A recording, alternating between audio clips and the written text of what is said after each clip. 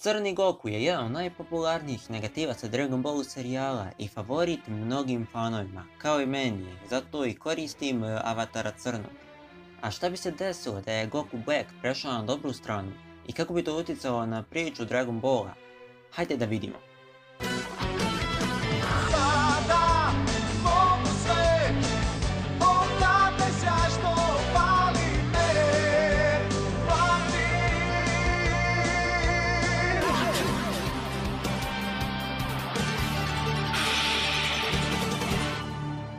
Dakle, pošto je Zamasu imao Gokuovo tijelo, njegova želja da se bori protiv jakih likova je bila velika, jer naravno imao je saiyansku krv.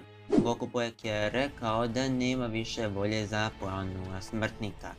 Goku Black govori da će pomoći pravom Goku i Vegeti ako ga povedu nazad u prošlost. Trunks mu ne vjeruje kao ni ostali. Goku Black nadovezuje da ga nije više briga za smrtnike, sve dok se može boriti protiv jakih likova. Goku pita Goku Blacka kako planira da uništi Zamasua koji je besmrtan. Goku Black ukazuje na njegov vremenski prsten i govori da može da se vrati kroz vrijeme još dok Zamasu nije bio besmrtan i ubiti ga, što je i uradio. Besmrtni Zamasu, pošto nije imao vremenski prsten, nije mogao biti neuništen, te je i nestao u tom trenutku. Također je iskoristio super zmajeve kugle da se Trunksova budućnost vrati u normalu.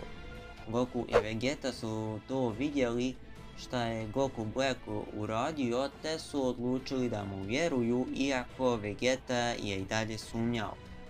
Goku, Vegeta i Goku Black i ostali su se vratili nazad u prošlost jer je budućnost sada sigurna. Sada, pošto imamo scenario kako se sve ovo odvilo, hajde da vidimo posljedice. Dakle, pošto Zamasu i Goku Black nisu se spojili, Vegito nikada nije nastao također. Trunks nije dobio novu formu, a ni Svegić kralj svega nije uništio ovaj univerzum. A sada hajdemo nazad u sadašnjost. Dakle, kada se sve vratilo u normalu i svi se vratili nazad u sadašnjost, svi su bili preplašeni jer su vidjeli crnog. Goku objašnjava da crni više nije opasan te da nema razloga za brigu. Crni pita da li zaista postoje snažni ljudi u ovom vremenu, a Goku odgovara da uskoro treba da se organizuje turnir moći gdje će svi univerzumi učestvovati i svi najjači borci će biti tamo. To je crnom bilo sasvim dovoljan odgovor i odletio je u svemir da trenira na svoj način. Goku je kao i u originalnoj verziji otišao kod Svegića da pita kada će se održati turnir moći. Ostatak priče je manje više isti kao i u originalnoj, sve do dijela kada je trebalo sakupiti 10 ratnika za ovaj turnir. Tim je bio isti, s tim što je ovaj put Frieza nije bio vraćen na zemlju jer su imali crnog kao 10. člana. Whis je rekao da je vrijeme da krenu te su otišli u arenu. Sva pravila su im objašnjena i borba je počela. Crni je odmah krenuo na Jirena jer je znao da je on najjači na turniru. I tu prvi put vidimo njegovu Super Saiyanac formu kao i Super Saiyanac 2 i 3. Baš kao i Goku, testirao je na svoj način njegovu i svoju snagu. Za to vrijeme Goku se borio protiv Saiyanaca 6. univerzuma, dok se Vegeta borio protiv Topa. Kale i Kefla su bile saterane u ćošak i nisu imale drugog izbora sem da se spoje i tada je nastala Kefla. Tokom te borbe Goku je kao i u originalnoj priči prikupio loptu života i bacio je na Keflu. Kefla odbija napad i vraća ga na Gokua. Goku apsorbuje tu snagu i otključava Ultra Instinct i izbacuje Keflu napolje. Crni je vidio šta je Goku uradio i pomislio je ako on to može, mogu i ja. Odmakao se od Jirena, zatvorio oči.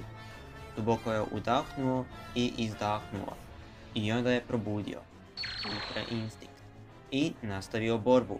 Svi bogovi su bili šokirani kako su dva Saiyanca probudili tako veliku moć. Ostale borbe su manje više iste odvile, ali za razliku od originalne priče, samo su Goku i Crni ostali u ringu zajedno sa Jirenom. Zbog snage ova dva Saiyanca, Jiren je prevazišao svoje granice kao i u originalnoj priči, te je borba sa dva Ultra Instinct Saiyanca zadivila sve bogove. Crni i Goku su zajedničkim snagama se borili i tokom te borbe se desio pljesak. I tada su nastali dva usavršena Ultra Instinct Saiyanca. Oba dvojica su osjetili da neće dugo izdržati u toj formi, iako ne mogu da u potpunosti kontrolišu ovu snagu. Goku i Crni su obojica sakupili tu snagu u njihove Kamehametalase i zajedno su izbacili Jirena i time 11. univerzum bio izbrisan. I kao u originalnoj priči, poželjeli su da se svi obrisani univerzumi vrate, te se svi vratili nazad na zemlju.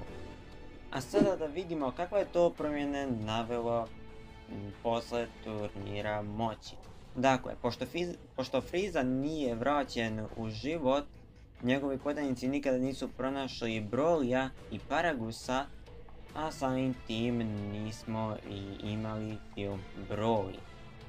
Ovdje ćemo da završimo ovu temu. Šta vi mislite o ovoj verziji? I ako vam se svidio, like, sub i komentar bi bili od velike pomoći i bio bih vam veoma zahvalan. Pozdrav!